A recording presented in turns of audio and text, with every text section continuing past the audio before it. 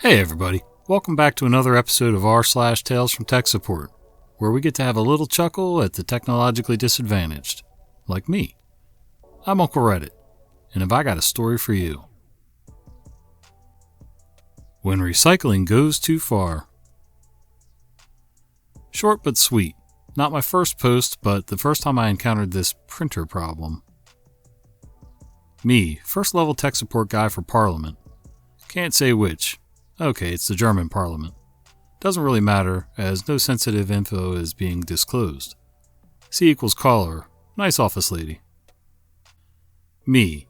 XYZ Help Desks. OP speaking, how can I help you? Caller. Hello, this is office lady from the ABC department. My printer prints, but with every document it also prints an old out-of-date one that I haven't printed. Me. That's odd. Let me remote in and check. I do so. Print a test page. I hear the infernal hellspawn that is her printer spit out a page. Me. Is that the test page or something else? Caller. Paper rustling. Well, no. Now it's just a page of that old document again. Just one page. Oh wait. More paper rustling. It does have the test page, but on the other side. But it's still with the old document from a while ago. I would like you to imagine the following lines with increasing echo for dramatic purposes. Old document from a while ago. Old document from a while ago. Old document from a while ago. It dawns on me, and I carefully ask, is it possible someone put old documents in the paper tray so they could be reused? Caller. Oh wow, I hope not. I would feel like an absolute idiot. You're right. Someone put old documents in the paper tray. Ashes on my head. A whole lot of I feel stupids followed. Me. No. No need to feel stupid. You didn't put them in there. It's fine. Have a nice day. Click. This was a nice call. Oh, that was pretty wholesome, actually. I could see where that would get confusing. Somebody's trying to recycle some paper and be environmentally friendly, and didn't tell the rest of the office. Perfect. But it's heavy. Let me set the scene. It's 2016. I'm the lone IT guy for a beer distributor. I've just upgraded our sales team from tough books to mini iPads. I found that OtterBox was the best case to keep the iPads protected. They were bulky, but so much better than the tough book bricks they were carrying all day. I received a call from one of the salesmen. Let's call him Matt, because that's his name. Me. IT, this is OP. Matt. Hey, so my iPad screen is cracked. Me. Oh no, luckily I have a spare. If you can drop it off, I can get it repaired and get it back to you. Matt. I'll drop it off at lunch. How long will it take? Me. Once I have it, I'll drive it over to the repair shop, and it's usually done by the next day. Matt. Sounds great, thanks. I found his iPad on my desk after lunch and I take it in, have it repaired and delivered back to Matt. Almost exactly 1 month later. Me, IT, can I help you? Matt. Hey, so I cracked my screen again. Me. Again? Oh man, you haven't had much luck with that thing. Drop it off and we'll do the repair again. I don't have any extra iPads right now, but I have a tough book you can use for the day. Matt. Oh. Sounding disappointed. Me. What's wrong? Matt. Those tough books are so heavy. Me. Sorry. I don't have anything else available right now. Matt. Alright, I can handle it for a day. I came back from lunch and his iPad this time without the cases on my desk. Me. Hey Matt, I got your iPad. Where's the case? Matt. Oh, I was just trying to make it easier for you to repair and took it off for you. Me. I appreciate that, but next time I don't mind doing it just to be sure the case is on correctly or hasn't been damaged. Since this is your second cracked screen, I may need to contact OtterBox on how to better protect our iPads. Matt. Okay, no problem. Thanks for fixing it. I drive it to the repair shop, pick it up the next day, Matt picks it up, etc. 1 month later. Me, IT. Matt's supervisor. Hey, could you give Matt a call? He's having issues with his iPad. I just had to put in his latest order for him. Me. I'll call him right now. I make the call. Me. Hey Matt, what's the trouble? Matt. I can't get into the internet. And I have another crack on my screen. I put some tape on it. It was cutting my finger. Me. Did you drop it? Matt. It fell off the counter at the client's grocery store. At this point, and you're probably tracking with me, I put two and two together and asked this question. Me.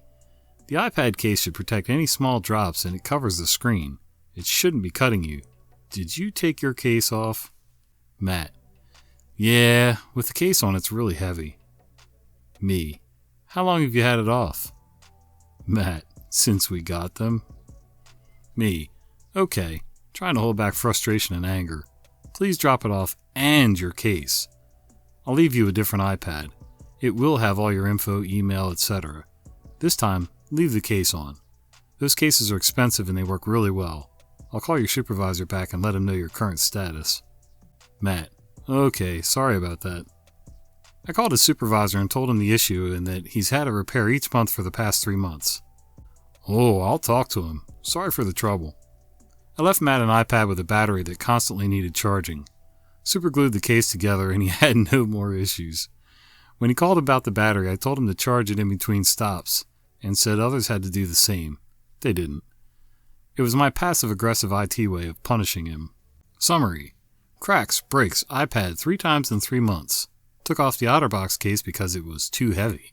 Repairs would have paid for brand new iPads. Okay, if you had a problem with the case being bulky or heavy the first time and then the screen broke, I could sort of see that happening. You were trying to make things a little easier for you to handle when you're carrying stuff in and out. But after the first time the thing breaks, yeah, deal with it. Put the case back on. I'm ready to walk. This just happened a couple hours ago. First call of the morning at 7 a.m. Me. Greets caller with a standard greeting. Gets her name. Asks how I can help her. User. Quite angrily. So you just gave me my new laptop yesterday, and I was working in the office. It was able to connect to the internet with no problems. Now I'm working from home today, and it's not connecting to the internet at all. I have a Teams meeting at 8, and I don't have time for this BS. If you don't stop giving me crap that doesn't work, I'm walking. I'm ready to go. I need you to get me online. Me. Looks at clock. It's 7:01. Think it's too early for this nonsense. I glance longingly at the Keurig behind me with my coffee cup waiting patiently for me to press the button. I speak to her calmly the whole time. Alright, so when you were in the office yesterday, were you connected to the internet using an Ethernet cable, a docking station, or were you using Wi-Fi? User, huffing. I was using Wi-Fi, of course. I don't use a docking station. I just plug it into the wall. Oh my god. Me, so when you check your Wi-Fi connections, do you see your home network at all? User, silent for a moment. Then a lot more calmly. Wi-Fi connections? How do I find that? Me, groaning inwardly, still calmly. Do you see the time on the bottom right-hand corner of your screen? User, yes. What does that have to do with anything? Me, pleasantly. Look just to the left of that. There's an icon for your volume, right? User, yes, but... Me, still being pleasant. And just to the left of that, do you see curved lines pointing to the left, or even a globe? User, confused. I see a globe thing, but what does that have to do with getting me connected? Me, click on the globe, which is your network connections. User, why can't you remote in and just do this for me? Me, because you have to be online for me to be able to do that, and right now you're not connected to the internet. Please click on the globe. User, heavy sigh. Okay, now I see the network connections. Excitedly, oh look, there's my home network. Do I click on that? Me, trying not to laugh. Yes, please click on it. You will also need your Wi-Fi password. Do you know it? User, it's not asking for a password, it's asking for a security key. Me, your password is your security key. Please type in your Wi-Fi password into the security key box. User, clicking away. Okay, it says I'm connected and secured. Me, please open a browser and go to a web page that isn't run by company. I just want to make sure your connection works. User, I'm connecting to the VPN first. Me, if you try to connect to the VPN without internet, it won't work. This is just one way to make sure it will work. User. Okay, internet works. Should I connect to the VPN now? Me. Yes, go on and connect to the VPN so we can make sure that works for you. User. Okay, I'm in. Thank you for your patience with me. If you can't tell, I'm such a techno noob, and I know nothing about technology. I just wanted it to work. Me. It's alright. I'm glad I was able to help. Closes out ticket and presses button on Keurig.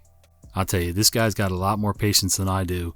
If someone's going to start berating me first thing in the morning, they better be ready for an earful.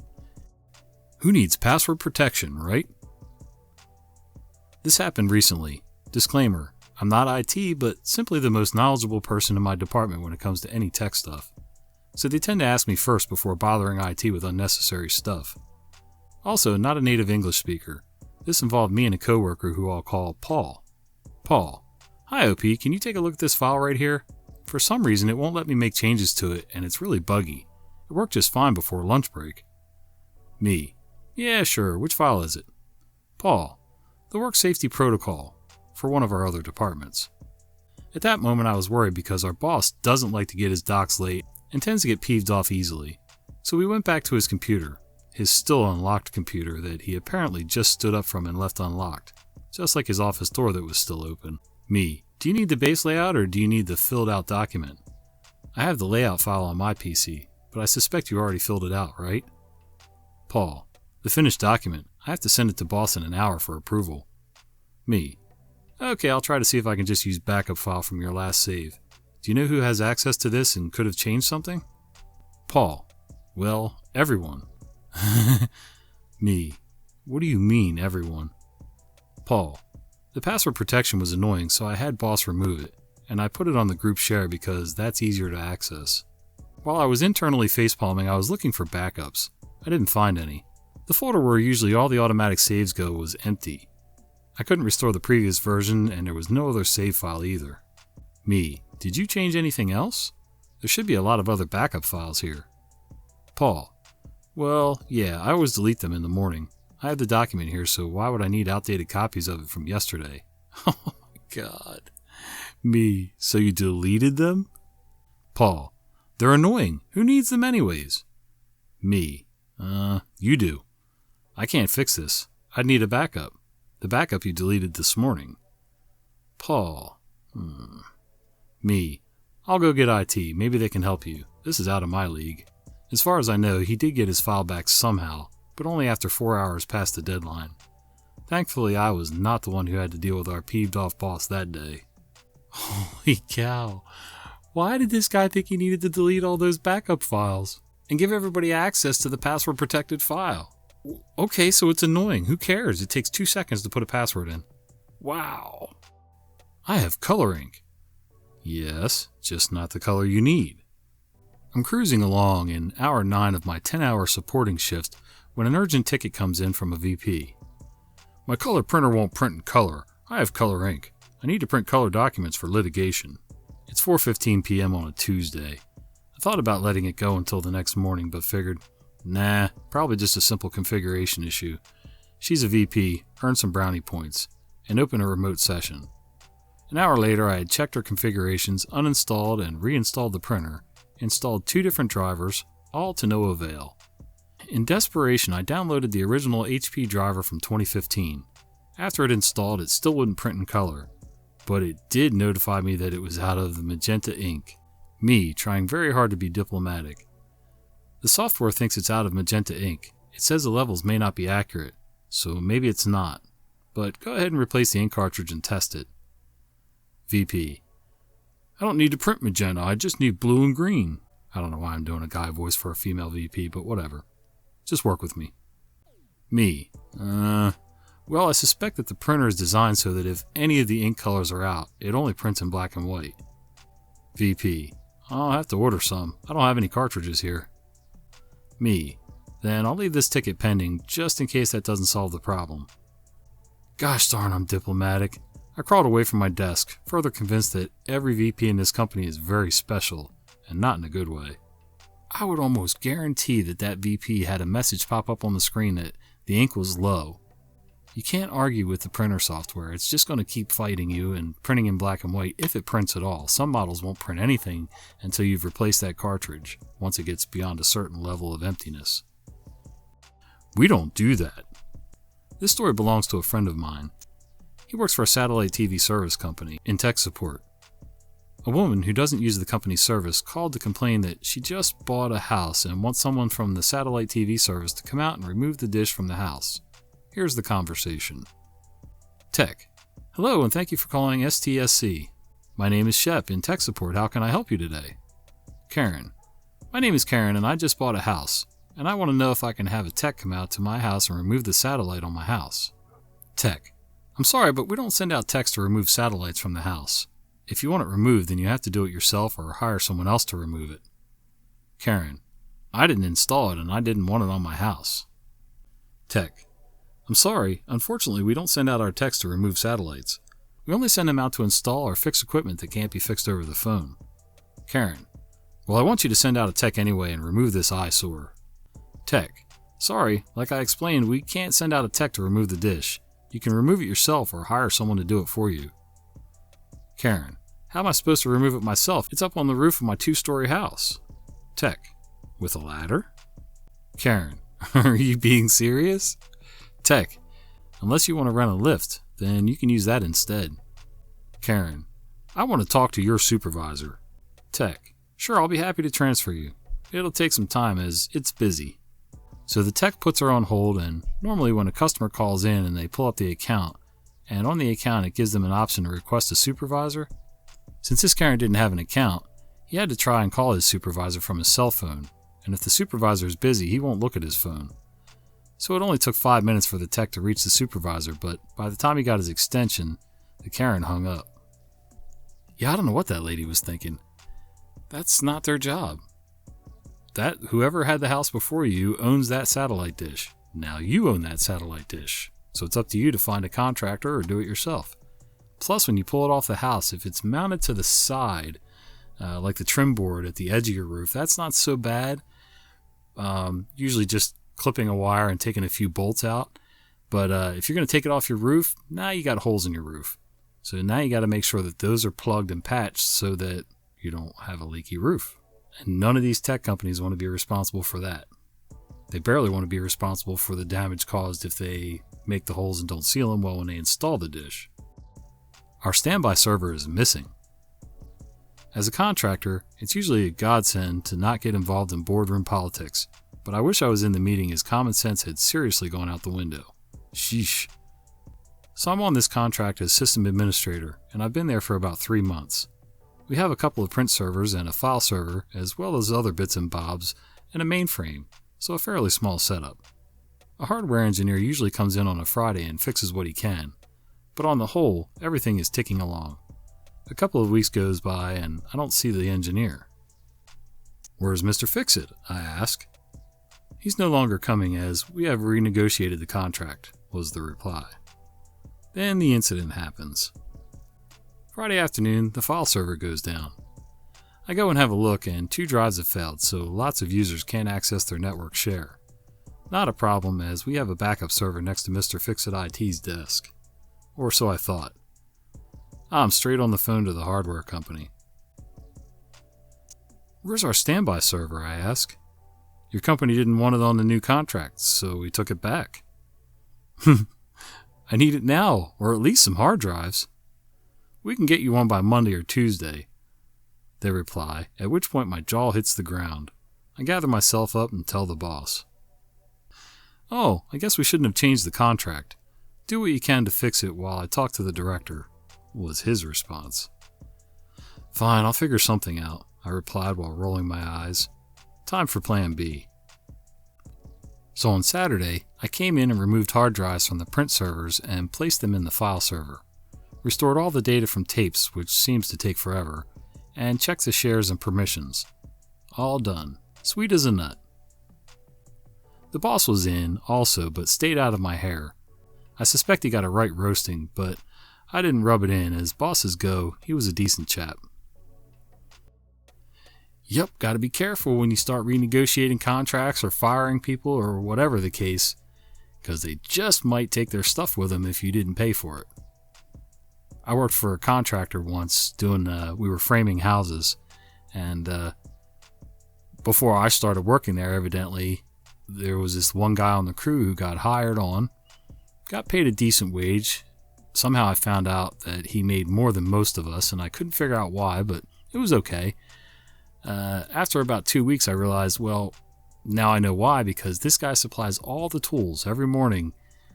He's not just stopping somewhere to pick up the company's tools. The tools that are on his truck are all his. So, all the power saws, cords, a generator, ladders, sawhorses, you name it. And one day, I don't know who said what, but the boss got ticked off and kicked him off the job site. Well, he took all his tools with him. Now we each had our own hand tools and things like that. You have your nail pouch and tool belt and things like that, hammer, tape measure, squares, levels. But all the big stuff, yeah, we were done for the day. Hey guys, thanks for hanging out with me today. If you've enjoyed this content, would you do me a favor and would you consider giving this video a like, subscribing to the channel, and maybe clicking that little bell icon so you don't miss the fat guy with the beard telling you stories. See ya!